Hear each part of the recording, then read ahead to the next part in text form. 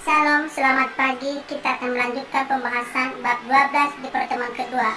Saya mengharapkan kita semua dalam kesiapan untuk mengikuti. Oke, kita lanjutkan ya pembelajarannya. Shalom para peserta didik. Saya berharap semua dalam keadaan sehat dan tetap semangat, dan mohon bertanggung jawab untuk mengikuti pembelajaran ini, karena ini sangat penting karena mengenai disiplin. Jadi mohonlah kedisiplinannya dalam mengikuti pembelajaran ini dari awal sampai selesainya. Baik, kita akan melanjutkan pembahasan dengan tema yang sama, namun dalam pertemuan kedua ini ditekankan kepada keluarga atau disiplin keluarga. Baik, sebelum kita melanjutkan pembahasan, kita menyaksikan yang satu ini.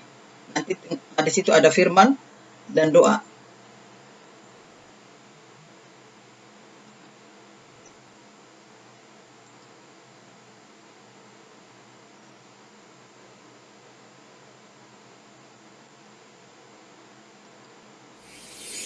I'm looking at the sky for a little while. With the clouds roll by, and I start smiling.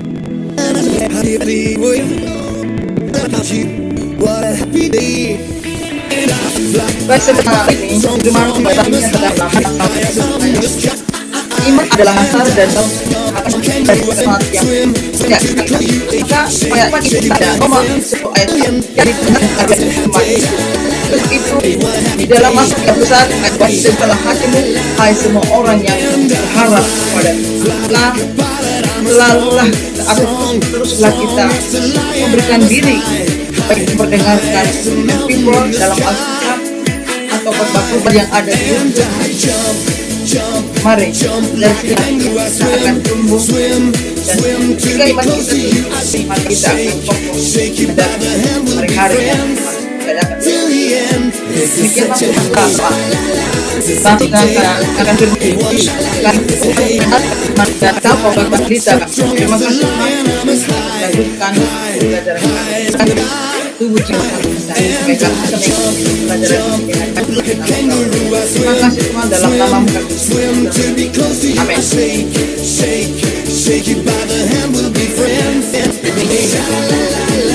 This is such a happy day.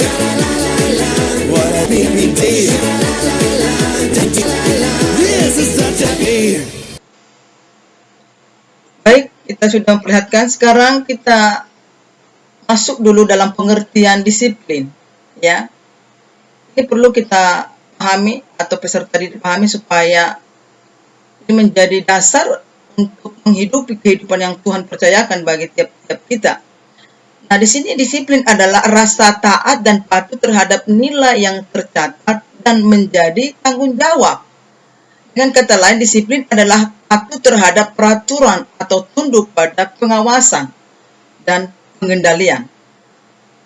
Maka sedangkan pendisiplinan adalah sebuah usaha yang dilaksanakan untuk menanamkan nilai atau pemaksaan supaya subjek mentaati sebuah peraturan.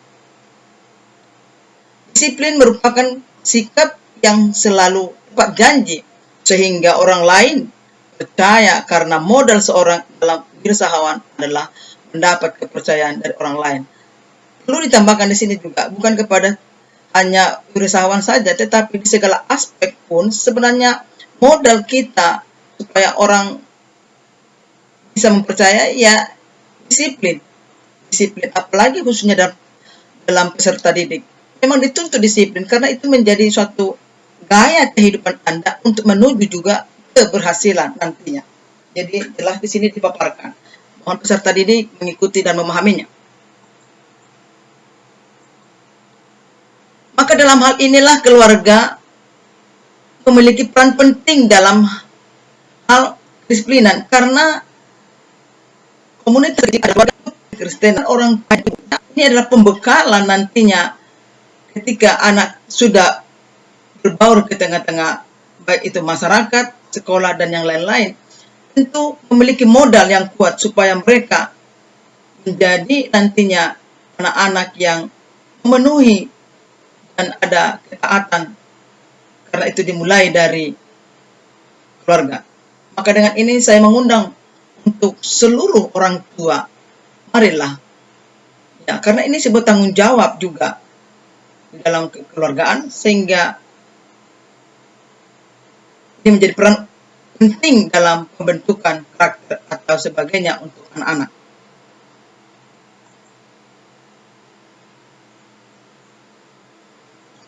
Orang tua merupakan mitra bagi sekolah dalam menerapkan disiplin bagi anak. Sekolah dan keluarga harus saling mendukung dalam mendisiplinkan anak. Jadi perlu memang di sini disinkronkan dan bermitra kepada baik itu keluarga dan sekolah, supaya anak ini benar-benar tidak kencang dalam hal kehidupannya, dimana memang diawali dari keluarga tentang disiplin, ditambah dengan dimana dia berada untuk dunia pendidikan, tentu ada juga disiplin. Disiplin yang diajarkan di rumah bertujuan mempengaruhi anak atau remaja supaya dapat berpikir, merasakan, dan bertindak dalam kaitannya dengan apa yang diyakini. Yakininya salah atau benar. Jadi hal ini juga bagaimana anak ini melakukan pembiasaan itu dipengaruhi oleh aturan-aturan yang ada di tengah-tengah keluarga. Baik itu perbuatan salah, perbuatan benar, itu semua berawal dari keluarga. Maka dengan ini ditanamkanlah nilai-nilai yang benar supaya anak ini bertumbuh dengan baik dan benar, sehingga ketika dia berada di tengah-tengah lingkungan sekolah, masyarakat, akan berbangsa sudah terbiasa. Pada saat inilah orang tua memiliki peran yang sangat penting untuk menolong anak, baik remaja, ya, atau mulai dari tingkat baby, TK, remaja, SMP, bahkan juga SMA, supaya mereka tidak salah jalan. Akan tetapi tidak dapat dipungkiri memang kalau pada saat yang sama orang tua mengalami kesulitan dalam menghadapi perubahan-perubahan yang dialami oleh remaja, baik secara fisik maupun psikisnya atau fisiknya, pergaulannya. Oleh karena itu orang tua perlu melakukan pendekatan-pendekatan yang tepat agar dapat mengerti dan memenuhi masalah yang dihadapi oleh si anak. Jika tidak, hal ini akan menyebabkan banyak. Memang ini menjadi dilema, tetapi sekali lagi saya tekankan bahwa segala satunya itu berawal dari keluarga. Maka ini mau tidak mau menjadi tanggung jawab oleh orang tua. Ya, sudah menjadi tanggung jawab orang tua. Jadi orang tua selain mencari nafkah, mencukupi akan kebutuhan anak, ini penting untuk mendisiplinkan anak. Ya, jadi tidak perlu saya panjang lebar di sini menyampaikan, karena orang tua pun tahu apa menjadi tugas dan tanggung jawabnya dalam keluarga.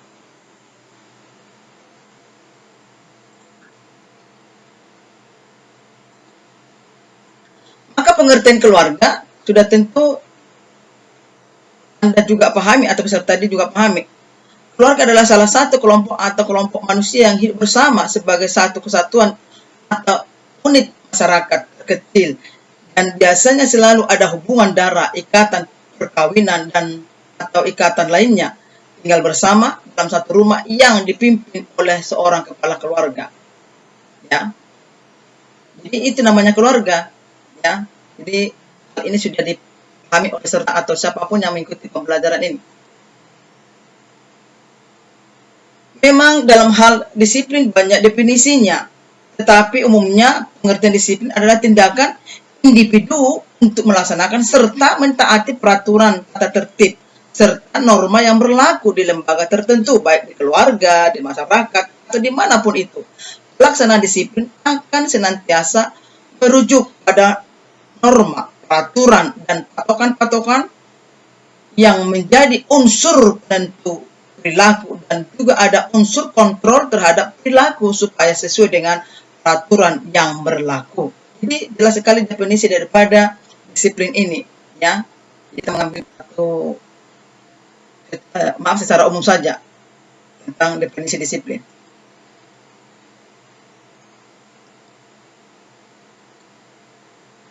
Maka kita masuk kepada fungsi. Tentu ada manfaatnya, ya.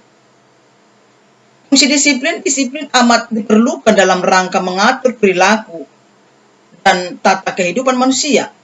Apa adanya disiplin, tentu kehidupan seseorang itu akan mengembang kemana-mana. Yang ada berantakan, kacau. Apabila untuk anak-anak, remaja, dan kaum muda,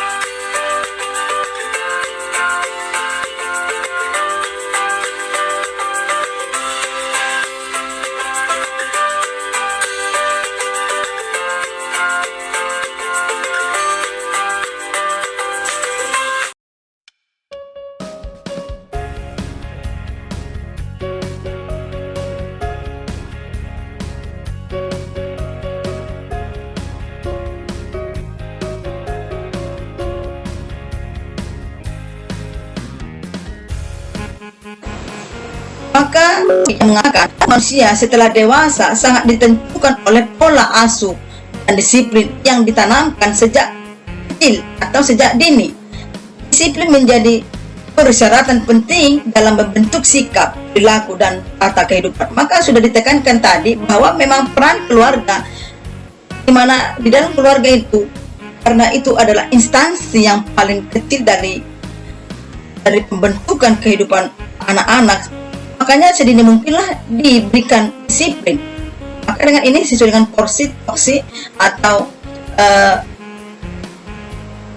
bagaimana di dalam keluarga itu punya aturan, tergantung kepada keluarga masing-masing. Yang pasti tentunya tidak pernah lepas daripada disiplin dan aturan. Maka kita mandi, nah ini berapa? Maka perlulah penanaman kebenaran. Maka berdasarkan Alkitab ini dikatakan supaya kehidupan anak ini nantinya ketika sudah dewasa hidupnya tidak menyimpang. Maka di dalam Amsal 29 ayat 17, didiklah anakmu, maka ia akan memberikan ketentraman padamu dan mendatangkan sukacita kepadamu. Maka sedini mungkinlah anak ini diberikan suatu disiplin.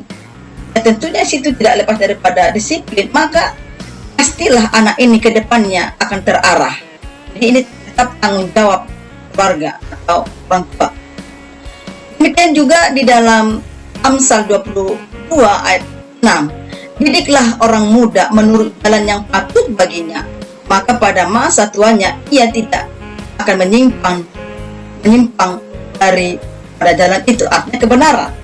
Maka tetap lagi-lagi ini menjadi peran orang tua untuk anak yang dipercayakan Tuhan di tengah-tengah keluarga itu. Makanya ini menjadi suatu tanggung jawab, gak bisa dipungkiri. Maka hal ini orang tua pun sudah memahami. Mari hanya mengingatkan saja, ya, supaya tetap menjadi tanggung jawab kita bersama. Demikian juga di dalam Efesus 6 ayat 4. Dan kamu bapak-bapak, ini imam, janganlah bangkitkan amarah di dalam hati anak-anakmu, tetapi didiklah mereka di dalam ajaran dan nasihat Tuhan. Artinya ini memang peran ayah atau bapak bagaimana mendidik anak, tentunya sesuai dengan porsi atau versi yang benar sesuai dengan tuntunan kebenaran, supaya memang anak ini tidak uring-uringan, tidak menjadi pembangkang. Jadi mari kembali kepada kaum bapak untuk memberikan waktunya mendidik tentang disiplin supaya mereka tidak menyimpang nantinya dari kebenaran.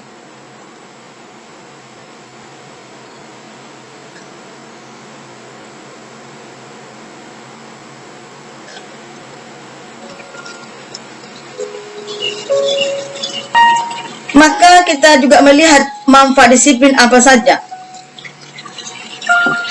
Itu mengajarkan keteraturan dan menumbuhkan ketenangan. Ya, kalau seseorang itu supaya hidupnya enak, ya ajarkanlah keteraturan bagi dirinya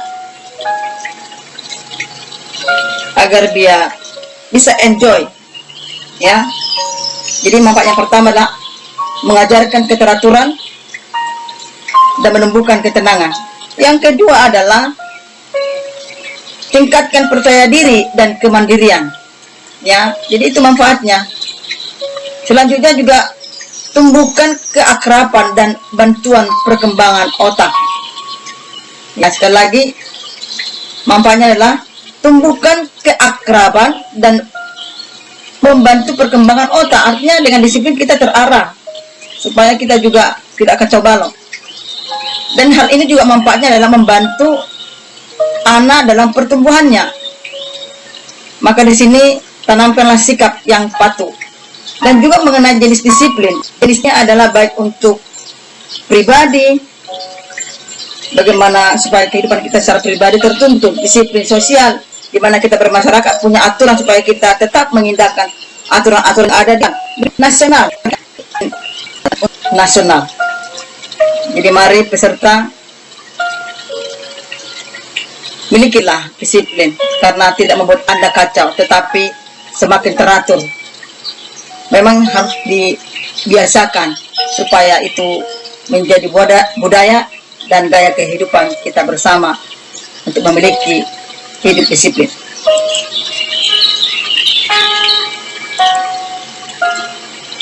Nah, tujuan disiplin berdasarkan pakar Glenn Ewit, disiplin mempunyai tujuan sebagai berikut. Nah, itu tujuannya baik kepada kita semua, yaitu perintah atas diri. Nah, kita dimulai dari diri kita. Ya, dimulai dari diri kita. Yang kedua adalah menaklukkan kuasa kemauan. Ya, menaklukkan. Ya, ada kebiasaan kontrol. Maka dalamnya mengajarkan menghormati orang lain dan penurutan atas dasar prinsip. Ya, harus nurutlah. Selanjutnya menghancurkan benteng setan, sedangkan menurut Glenn tujuan disiplin adalah sebagai berikut. Ya, yaitu untuk mengembangkan suatu keteraturan dalam Emil Durkheim. Yang kedua juga tujuan daripada disiplin adalah untuk memberikan sasaran tertentu sekaligus membatasi cakrawala. Jadi yang kedua tokoh ini membuat tujuan disiplin ini penekanannya untuk pribadi, baru kita bisa tertanam dan tertata untuk menjalani hari yang Tuhan percayakan. Jadi mari berdasarkan penemuan ini atau pakar ini sepertinya bisa diikuti. Ya, terima kasih. Kita lanjutkan.